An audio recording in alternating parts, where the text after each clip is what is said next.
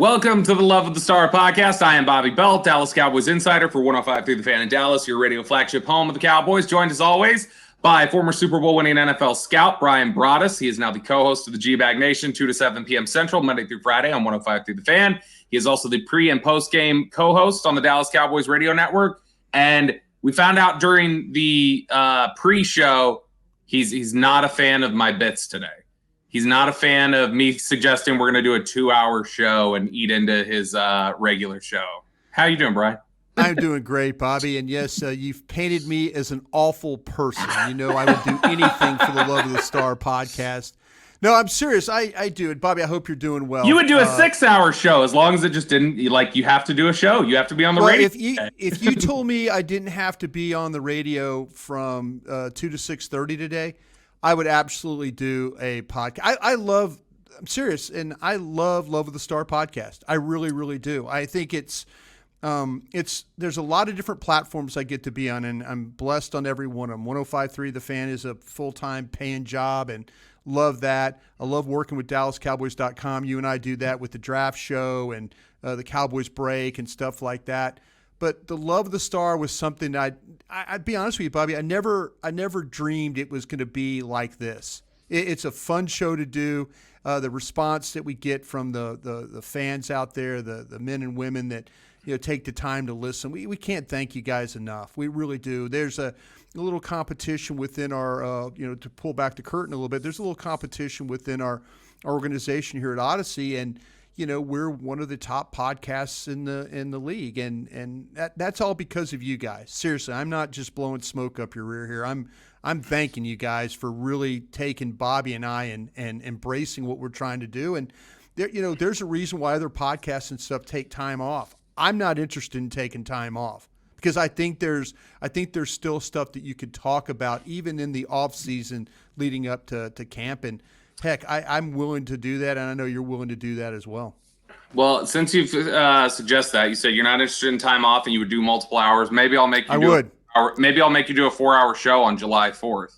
And how about that? July 4th. Okay, yeah, I'm on. You and I, July 4th. You'll do it? Let's do it. Let's do it from 8 to noon Central. How about that on July 4th? Okay. 8 to 4. Right. I'm going to hold you to it. 8 to noon on July 4th. You going to hold me to that one?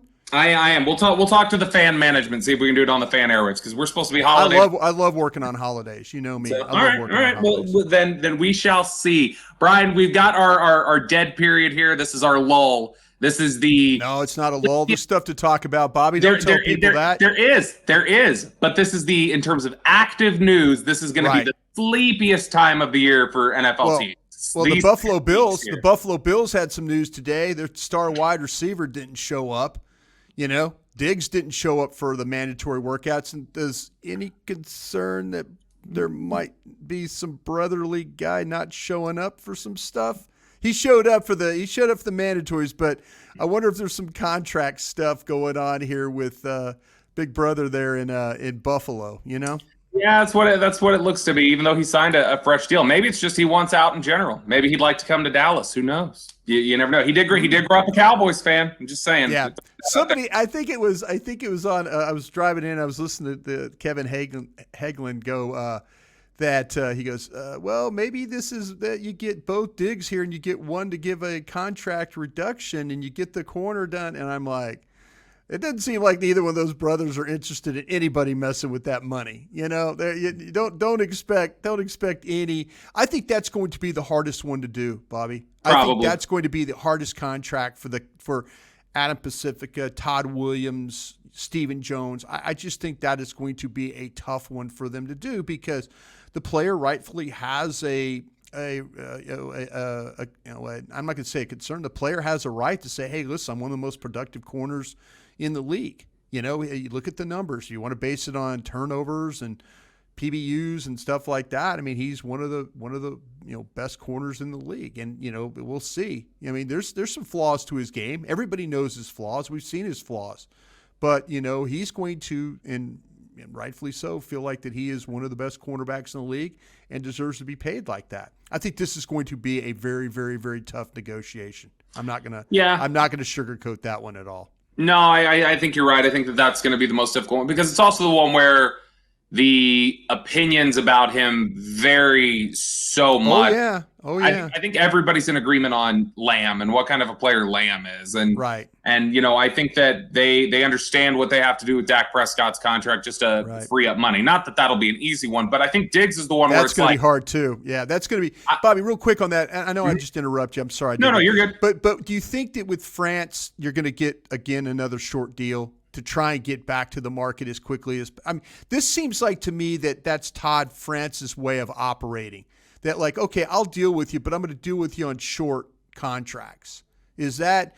I mean, we're not going to see a Mahomes 10-year kind of a thing or 6-year. We're not going to see any of that, are we? No. I don't think you will. But I mean, the good news here is that if you get another 4-year extension, this is the benefit this time. There's 2 years left on the deal, so you could actually have a 6-year deal. You could get a 6-year out of it, yeah. Which would be great. If they could get a 4-year extension done and they could get the flexibility of a 6-year deal, I think they'd be all over that. I wouldn't guess that he's just going to ask for a 2-year extension. I would guess they're going to lock him in a little bit because 3? You think it's a 3? Maybe. I still think. Hey, we're just playing like everybody else. I mean, I haven't talked to anybody over there. I just know that the history of the agent is he would like to get his guys back to the table, and he's gotten. Remember, we just went through this whole thing with Dak, didn't we? Didn't we go through 2 or 3 years of every time we did a show, we were talking about, well, what about this and what about that? And it seems like, gosh, we're right back to where we were, 2-3 years ago with this contract. Right, because they dragged their feet getting it done and let him hit the open market, they didn't get the extension year benefit. Well, they will argue with you, Robert. They will argue with you on this. They will say, listen, they didn't drag their feet. The agent made it difficult for them to deal with. Now that again, I just feel like because I've thrown out there the drag your feet bit, and they're like, hey, whoa, the agent wasn't going to sign that deal. Agent wasn't going to, and the agent, let's be honest, the agent was in the middle of transferring his from where he was going, where he was working to where he currently is working now. Yeah, from CAA look at all the players. Yeah, you look at all the players that he got franchise tags for. Nobody was interested. He wasn't interested in moving those contracts. No, none of them. Yeah. I believe it was Bud Dupree, Justin Simmons, and Dak. Yeah, all of them franchise tags. I had heard chatter too that I don't know if it ever happened. It was strictly a rumor, but I had heard chatter that the PA might have been looking into that to say, okay, what's going on here? Is everything on the up and up? But that was a couple years ago. But I will say this: they dragged their feet in the sense that I know the first lobbied figure to the Dak Prescott camp was $25 million a year, and that's not a good faith negotiation. That wasn't ever going to be the price, and that's where they kind of dragged. No, and I again, there's two sides to this thing. Yeah, absolutely. I trust me. There are people that are listening to this podcast that I absolutely love that said the same exact thing. Hey, why did they drag? They had a chance. They had a chance to do this. They had a chance to do that. But then they come up to you because they're listening to this podcast and they're going, whoa, wait a minute now. That guy was never going to sign that deal. We made offers in good faith, and they never were going to come to the table with that. So it definitely was a two-way street. You could clearly – the agent played the game, the Cowboys played the game, but they're going to have to go back to the table because you're right. The cap number that they're currently at is just not – that's not feasible. Well, maybe we get some contracts done sometime in this 6-week lull. That'd be nice. The Cowboys. I think you're going to get one before camp. I bet you get one done before camp. That'd be great. And I would, if I was going to say one of them would get done first, I guess it'd be Dak or Lamb. Yeah, that's what I would say. Dak mainly just because of the urgency of we probably need to free up some money. Lamb because I think that's the one that's going to be the easiest to do in terms of the parameters are all there. The agent for CeeDee Lamb has repped A.J. Brown, who's one of the most recent receivers to get paid, Deebo Samuel. So you can work off parameters that say, okay, this is what you've negotiated. This is sort of the market. Let's do this. So I think there is a bit of an easier benefit there for that. But I think it's – go ahead. What man, I'm doing a great job of just totally interrupting you today. Good. My apologies. I'm just excited to talk about things. The thing about, $26 to $28 million Lamb or $21 to $23 million Diggs? Which one you feeling better about? 26 to 28 Lamb, because Lamb's got 2 years left on his deal. You can massage that number over the life of the deal better. But you feel better. But do you feel better about paying Diggs? Or no, excuse me. You feel better about paying Lamb? I mean, 26 to 28 million, or paying the corner 20 to 22. Say. I feel good. I think I got that corner number right. Yeah, right? no, you are right. I think Diggs is going to ask for around 22. Yeah, that's what I think too. Yeah, and I think Diggs ends up around 20. And so I think the question ultimately, I think it's Diggs at 20. I think it's Lamb at about 27 and a half, probably. Let's do some terrible podcasting here. Okay. Okay. You could only keep 2 of the 3. Mm-hmm. Diggs. You can only keep Diggs. You could keep Lamb. What's the other one I want to think about? Who's the third? Dak or Steele? Parsons. Well, Parsons. Parsons. Parsons coming up. Probably. You're keeping Parsons, right? That's Parsons and Lamb. And Lamb. I think they can get it done to keep all of them. I don't think. No, that's what I'm saying. I totally get it. I'm just having fun. I'm having fun doing. I would say Diggs is probably the most expendable, partially because of if you. Bland. What's that? Bland. I mean, you got Bland. Well, you've got Bland. You've got Gilmore. I think the pass rush that you get from Parsons can help cover over some of the deficiencies from your secondary times. But also, I mean, they've shown a better ability to draft edge rushers than they have corners. They've hit on Lawrence, Gregory, Armstrong, Parsons. Like, they've hit on these guys. Yeah. And then at corner, they've had some significant busts lately. Kelvin Joseph, Deshaun Wright is not looking great right now. Yeah. And so maybe edge is more of what they want to do. I still have some optimism that Deshaun Wright can turn into something. I thought he was just very raw coming out, and he was gonna need some time. I'm hoping we see in training camp some more growth. But you've got Bland, you've got Gilmore. Lamb is the position where you can most easily probably find talent. Receiver, there are receivers all over the place. It's just once you've got one of the very best, I don't want to give up what he and Dak have done together. Yeah, hold my beer, Jalen Tolbert. Man, Jalen, look. You know what? And I'm not gonna stomp on that kid, but I mean, he's doing all the right things. I think the fact that last year this time he had missed majority of the OTAs and the minicamp, and they felt like that he was going to pick things up, and they threw him in the deep end of the pool, and he couldn't swim. Yeah. I think he's better equipped with the knowledge of what he has to do in order to succeed. And they are putting their eggs in that basket right now. Didn't really address the wide receiver position, with the exception of a 7th round pick. So to me, I kind of a feel and the trade for Cooks, pick, right? The trade for Cooks, yeah. Jalen Brooks was the pick, but they also traded for Cooks, obviously. That's right. They did trade. Yeah, no, you're right about that. They did trade for Cooks. So I think they're giving this kid every opportunity not to be challenged, and to see if in fact that he's as good as everybody thought he was. Which I'm going to dance with the kid. I'm still dancing with the kid. I saw the tape. I saw so many things to like. I did too. Last year. Yeah. And I thought the very early part of practice last year, training camp, he looked good in terms of just the ability. He looked like he could get open. He looked scared at the end, man. He looked scared trying to run routes, catch balls.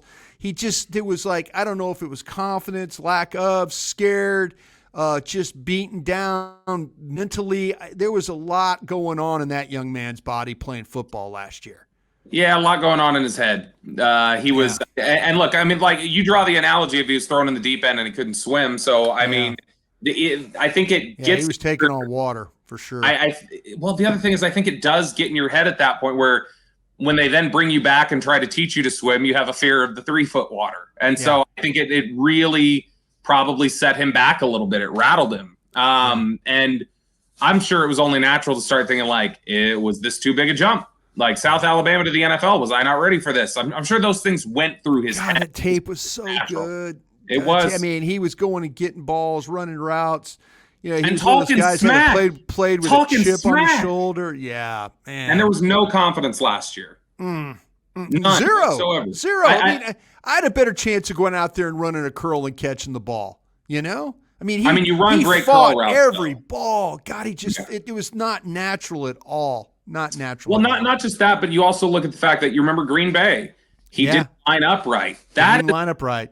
That's how much he this heard guy it from was, me. He heard it from me at the studio. I was screaming at the TV at that. That's how much I think Jalen Tolbert got in his head last year after things went south. Is he forgot to do my son when he played middle school football, the very first football that he ever played. He knew as a receiver to look over and give the thumbs up to the referee. Yeah, like exactly. The very beginning. We're talking about Jalen Tolbert making 7th grade mistakes last year. Yeah. And we know that's not the type of football player that he was. So I think that speaks to how far he was set back and what kind of trouble that caused for him and how much he was in his head. He seems in a much better place this year. Brian Schottenheimer gave him a ton of praise and also praised Brandon Cooks as somebody who, hey, he really helped us out here and has done a lot to bring Jalen Tolbert along. And Dak Prescott gave him some praise too. A little tough love praise maybe. It wasn't just glowing like, man, he's night and day. But he said, he knows where he's supposed to be this year. He's on top of it. He knows what he had to work on, and he's done it. Yeah. And I think that's a positive. You are listening to the Love of the Star podcast. The Love of the Star is an Audacy podcast.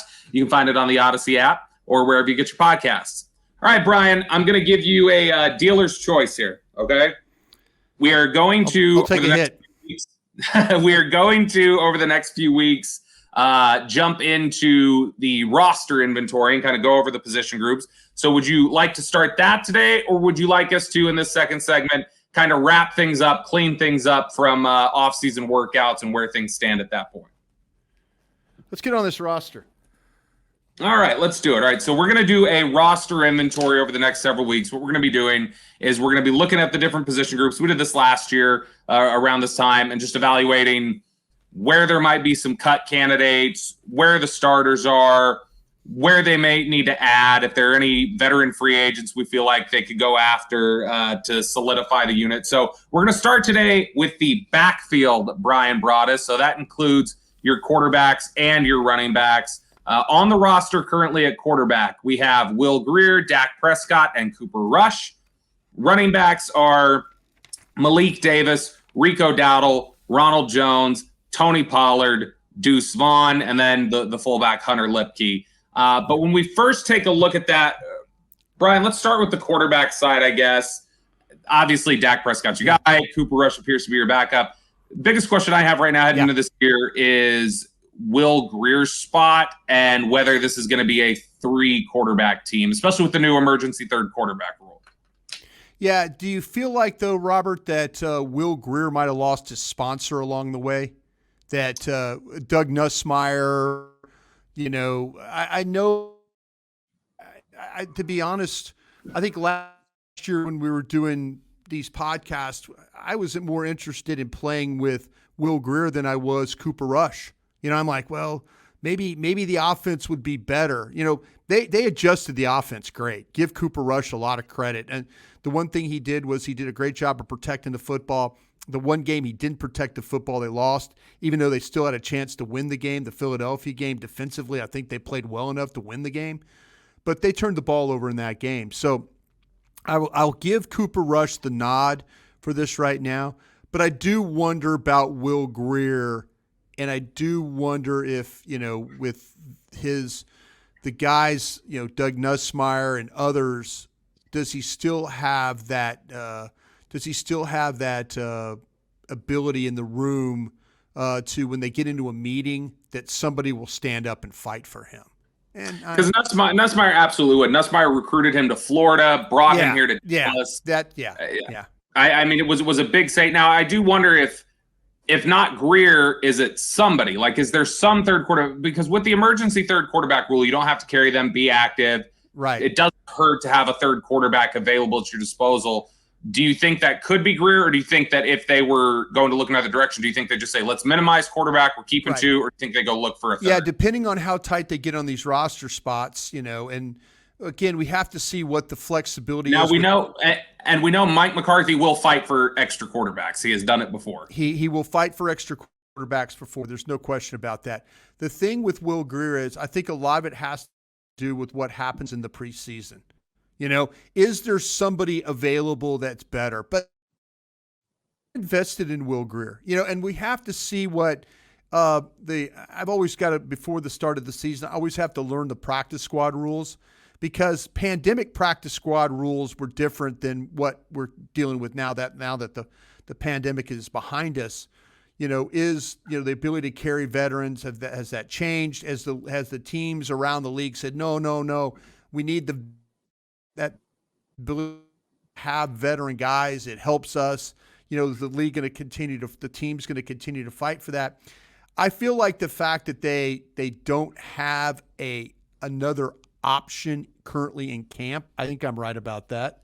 Yep. That this, if they're going to carry the third guy, it's going to be Will Grier. I think they're far enough along. If there was somebody that they had, say they drafted Aiden O'Connell from Purdue, who they were talking about, I think Will Grier would clearly be, he wouldn't be here. But we'll see how things play out during training camp, and then we'll see how things play out in these preseason games, and we'll see if there's somebody that gets released, or are they able to get him to the practice squad if they have to just go with two.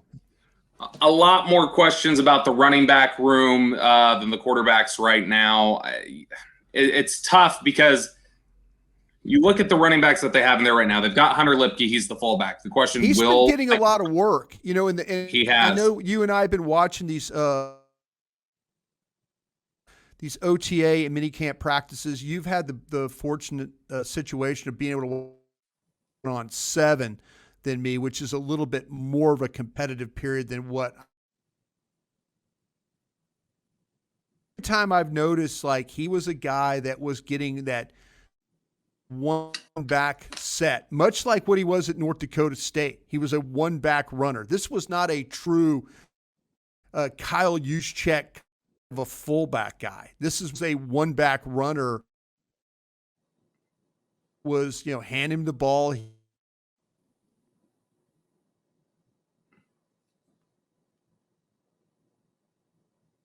And then he crosses over and does something else. So running backs, that the possibility of him, making this team, I think a lot of it will come down to his ability to, can he do those fullback things that they'd like him to do? And is he better? Do they consider him a better player than maybe somebody else that they might keep as the third back? What if he's a special teams guy? What if he is a tough one back runner? Guy's got more of a possibility of making the third running back than he does maybe any other spot. Now, Brian, when you look at the running back room, I think that's a good point about Lipke, that maybe Lipke is viewed as more of a hybrid, and that maybe he's got some fullback traits, but he has been used as a running back in some of these practices. My question there's a two-part here. In fact, John Oning asked us about this, about the skill set difference or your perspective on the grouping of Ronald Jones, Rico Dowdle, and Malik Davis. How do you view that trio of runners, and who do you think is most likely to be I would guess the 2 of the 3? I mean, this is tough. Deuce Vaughn. I think Lipke's in that. I think Lipke's in that mix, and maybe Lipke is in that mix of a way that it's maybe. I don't know if you could get away with this, but they'll probably carry 4 backs. If I had to guess, maybe they carry the 4th back instead of the quarterback. This is a position, Bobby, that I feel like that they don't like what's going on behind. Now, Deuce Vaughn, let's see with Deuce Vaughn, that whole thing. Deuce Vaughn will probably show up really, really well. He'll probably find a way to earn a running spot here.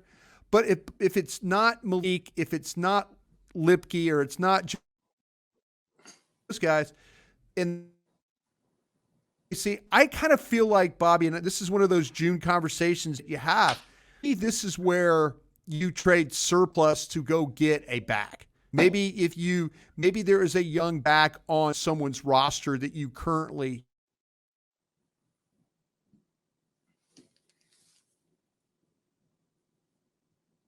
and you've got surplus at defense, you've got surplus at corner, or wide receiver. This is where I feel like the team going to be looking at the Cowboys. If they don't see that you're doing a sufficient enough job in camp with your runs, that's where I look at the Cowboys maybe making a deal here. If they're going to trade for some surplus that they have position, this running back spot will be the spot that they do it at. All right, Brian. So I don't know about you, but personally, every single year that last year when it was Malik Davis and Rico Dowdle, the year before when Dowdle was just involved, he wasn't, going up against Malik Davis, obviously. I have been so impressed with Rico Dowdle. I've been waiting for him to get healthy. That's a guy who I think has real juice, real contact balance, real vision. I think that the Cowboys would love it if Rico Dowdle could stay healthy and take hold of that job. I think they've wanted him to do that, and that's no slight against Malik Davis, who I think they like. But I think in their mind, Rico Dowdle is above Malik Davis for them. Where do you see that stack, and how do you think Deuce Vaughn fits into that? Do you think that Ronald Jones is, and I'm asking you a lot of questions here, but do you think Ronald Jones's presence here is essentially insurance against if one of our three young guys doesn't come through, Jones is here? Yeah, I absolutely think so. I mean, you can – the thing about Ronald Jones is you've seen him have production in the league before. So we always talk about Will McClay and like how he likes to protect certain positions. I mean, protect when you bring in a veteran guy you bring that veteran guy in just in case the young players that you really want to take the job don't get the job done. And I think you're absolutely right about Rico Dowdle. I think Malik Davis, I think it's unfortunate the things that happened to him at the end of the year last year, going into the playoff game. I feel like, though, that he has a little bit of a fresh start. You see him now, he's getting opportunities, new running back coach, new offensive coordinator, really kind of a new opportunity for him overall. But, yeah, I think with Rico, they really like his running style. They like his ability to block. He catches the ball well. He's got some complete back traits to him. And I think that's something that they really, they welcome. You just can't put guys on the field that can't totally function like you need them to function. And, that's the thing with Deuce Vaughn. He's a fun player to have. He's a tough player to have. He has some height limitations, and how often are you going to be able to put him on the field for, third down stuff? Is there blitz pickup? I've seen toughness in him. I've seen the willingness, but is there the ability to finish? Is that ability to finish as a pass blocker? And, everyone's probably going out there, well, damn, Brian, it's not that he didn't have to be a great pass blocker, but yeah, but he has to be good enough. You can't get run over. You can't give up pressure. You can't, teams can't go into a game knowing that if you're in there, that they could just run over the top of you and get to Dak Prescott. So there's a lot of things, a lot of moving parts. And I think you're absolutely right about Rico as a guy that's being a fan favorite, but that's not to say that Malik Davis doesn't have an opportunity as well. And Jones, I think, is more of insurance that if the others that we've mentioned don't get the job done. One name here real quick. I mean, obviously we've talked about Dalvin Cook before and different guys like that. The Patriots on Monday released James Robinson. I'm sure you haven't been deep diving into James Robinson tape, so yeah. I'm not going to ask you to do anything like that. But have you had a chance? I do know this. No, not about Robinson, because again, I want to ask Gang of Seven, my guys and gals that watch tape. I do want to ask them. I will say this: Dalvin Cook, and I had of the 7. I had 4 of them answer back to me, and they all believe, they're like, listen, Dalvin Cook can still play. There's no question about Dalvin Cook. So wherever Dalvin Cook ends up, he's dealing with a little bit of a shoulder injury right now. And once he rehabs that, then they think everything is going to be okay with Dalvin Cook. But I mean, the thing with Robinson, I need to ask Gang of Seven about that, because they're the ones that watch the tape. They're the ones that know if this guy can play or not, and go from there. But I trust me, the next time that we convene on this podcast or we're on one of our shows, maybe the July 4th show. I know that, well, that's a long time away, but we'll get that information before long. Once I get to the Gang of Seven on it about Robinson. You are listening to the Love the Star podcast. The Love the Star is an Audacy podcast. You can find it on the Audacy app or wherever you get your podcasts. All right, Brian, it is now time for our Dean Julia Love of the Star mailbag. It's where we solicit questions from our dear, sweet listeners. First one here from Brandon Laurie. He's asking, which wide receiver has the most to prove in training camp? Simi Fehoko, Kavontae Turpin, or Dennis Houston? It's a good question. It's a really good question. And we've started to see that Turpin is being used more as a possibility. And so that was something that you and I had talked about post Green Bay Packer game last year, that we were looking forward to the bye week and then Turpin being like special packages and stuff and getting him on the field. That never materialized. But Houston, I think Houston is who he is. I think Houston is a pretty good practice player. I think he had an opportunity to shine, to develop a little bit, to maybe get a leg up. I don't think he took advantage of that at all. The thing about Turpin is, and I mentioned him again, that he is a shorter guy. He's explosive. We've seen him, the capability of making big plays. I want to see him get more involved, and they're starting to do that. They're way starting to do that. Simi Fehoko, I think the hope for him is that he becomes a better version of Noah Brown. That's kind of where I see Simi Fehoko right now. If he's better athlete for sure. Yeah. Simi Fehoko, I'll never forget watching that Stanford UCLA game, and my man caught it seemed like 17 passes that day. I mean, it was impressive. UCLA couldn't stop him. And so I just remember that type of ability. But the hope for him is special teams, Noah Brown, toughness, athlete, that type of guy. I think that they all have something to prove. If I had to power rank them as far as where I think they might, where it might fall, I would say Fehoko first, Turpin second, and Houston third. I think Houston is just kind of who he is. I think I agree with that order. Fehoko, this is year 3. He was a 5th-round draft pick. Yeah. It's somebody that has really good gifts, and I'm a big fan of Simi Fehoko. Yeah. Good guy, really good guy. He is such a great guy. Congratulations to him. He is a new father, just had a baby boy. Yeah. But I think Simi's got the most. Turpin, while they're giving him more opportunity, look, the Cowboys have said it from day one. He is a returner first. Yeah. That's what he's here for. So I think that whatever he can add in the receiving room is great and will help, especially if they start feeling like, hey, Deuce Vaughn's here to challenge you on some of this return stuff, because we saw he was not great in the second half of the season in the return game. Yeah. But I think that the last would be Houston, because I agree. I think he kind of is what he is. Now, the biggest benefit for Houston is what has been one of the big buzzwords this offseason: communication. Communication. Brian, what did we hear all last summer is the reason why they loved Dennis Houston? Communicates with Dak. He is always where he's supposed to be. He knows where he's supposed to be. He knows, Dak but knows. That can only carry you so far. Sure.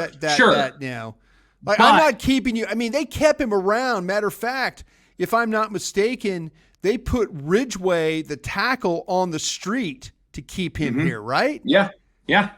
Now that's why I say. I think I have that right. Yeah, I know it was a wide receiver that they activated. Here's the thing. It only gets you so far, but I will say this. When you're talking about a new scheme and a new system, and it's so timing based with what they're doing, I do think that the timing based, if it's about he is where he's supposed to be and other guys that might preserve him a spot. But I don't think there's anything new he can show. He is what he is. I think he is what he is. And hey, God bless him for coming in here and making the team off the jump the way he did.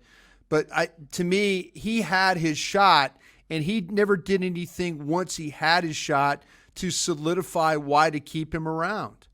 I know that sounds harsh, but the reality of it is that there's other receivers I would much rather see than Houston. I have an idea of what he is. I hope he proves me wrong, but I have an idea, I think, what he is. And that's just a guy that, like you said, he's in the right place at the right time. Is there anything more dynamic about him?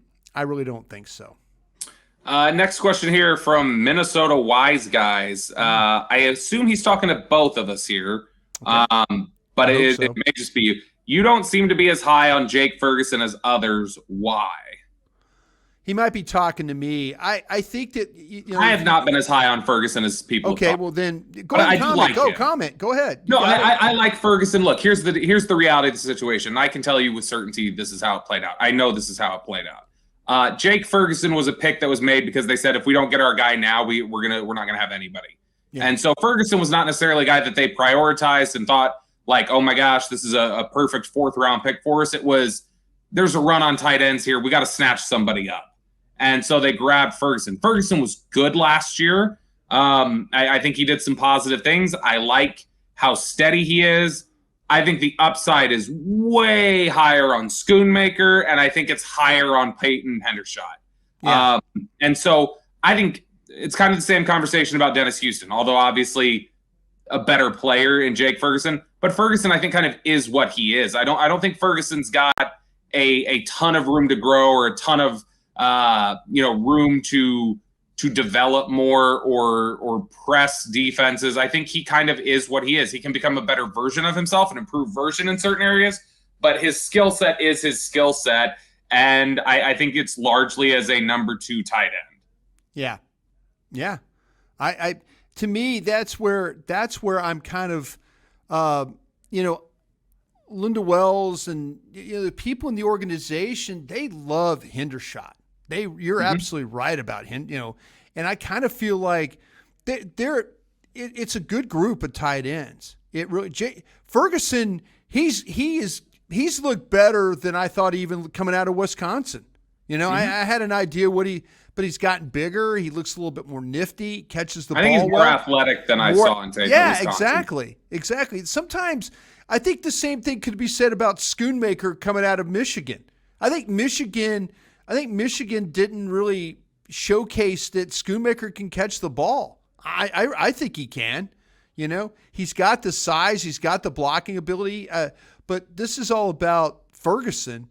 And I feel like that, talking to people over there, and I like Ferguson, but I do like what I'm hearing and seeing with Hendershot. And I do, and me, I'm a fan of Schoonmaker. Him and Laporta from Iowa were my second round guys. So, I think they got the right guy when it came to that tight end spot. Next question here from Devin Boyle. Give me some of your breakout candidates, i.e. who you think will break out and who needs to break out to have the biggest impact for the Cowboys. So, Brian, maybe a name or two of guys on the roster that you think will have a breakout type of year, and a couple guys who you think the Cowboys really need to have a breakout kind of year. Okay, this is a guy I want everybody to kind of keep an eye on. I know last year I was talking about Dorrance Armstrong as being that guy. I think this is a year, I think they're going to figure out what Chauncey Golston can do as an under tackle or that 3 technique, where he plays on that outside shoulder. Yeah. I know that Osa Odighizuwa, I think that you could say him as far as breaking out, but I saw enough of him last year where I'm like, I think Osa's going to have a really, really good year. But Chauncey Golston, I feel like, okay, full-time 3 technique, playing inside, the coaching that he gets, I think that he's got that ability to be a really good run defender and also give you a little bit as a pass rusher, attacking that gap and getting up the field. So I would keep an eye on him as far as a guy that I really, really think that with everything that he's doing, with the group he's with on the defensive side of the ball, they figure out ways to use these guys and make them really stand out. So Golston would be that guy. I think another guy too is Israel Mukuamu. I think Mukuamu, I like him a lot. When they were getting guys off the street to play cornerback, and and then all of a sudden they went with Mukuamu, and it was like, whoa, what are we doing here? But the fact that he could play safety, he could play corner, and Bobby, we've seen him line up in the slot on some of these sub packages, sub being nickels and dimes and those packages. Yeah. We've seen Mukuamu. I kind of feel like that he's a guy that is going to probably find a way to get on the field, maybe initially as a dime player, but the fact that he has got that length and his ability to cover and be around the ball, and he's more than physical enough, those are two guys I would say have got my attention. I was ready for Mukuamu to switch to corner last summer at training camp when you've said it before, Brian. I want to see if you recall. What is one of your favorite when you're scouting corners on tape? Do you remember what one of your if you could play the inside routes? Let me play. Well, if you can carry him, if you can carry a receiver across the field. Yeah. And I saw him do it twice in one practice to CeeDee Lamb. Yeah, exactly. And break up the pass. And I went, what are we wasting time at safety for? He just carried. People have not been able to stop Lamb last training camp. Exactly. And he did it 2 times in about 6 plays. Took him from the slot, carried him all the way to the other side of the field, stayed in his hip pocket, broke the pass up. And I saw that, and I was like, we need more Israel Mukuamu immediately. A name to look at in terms of a guy who I think will break out. I think Damone Clark's going to have a good year. Oh. I think that's somebody who – hell, this time last year, we weren't even sure he was going to play. It was honestly, to me, a miracle that he played last year. Great job by Britt Brown getting him ready. Yeah. And I think that this year he'll only be more prepared and more ready. And that's a guy that I think they're counting on not just as a contributor on the football field. I think they're counting on him to be a blossoming leader and somebody who can – maybe a guy that replaces Van Der Esch after the 2023 season. Absolutely. And I mean, you want to talk about stuff that pops on film. You remember last year, he caught Justin Fields to the sideline. That is not normal. A lot of people do that. And Damone Clark flew out there. The guy that I think I'll name 2 that they need to break out. They need one of Nashawn Wright or Kelvin Joseph to click. Yeah. This is year 3. They need one of those guys to be really good this year.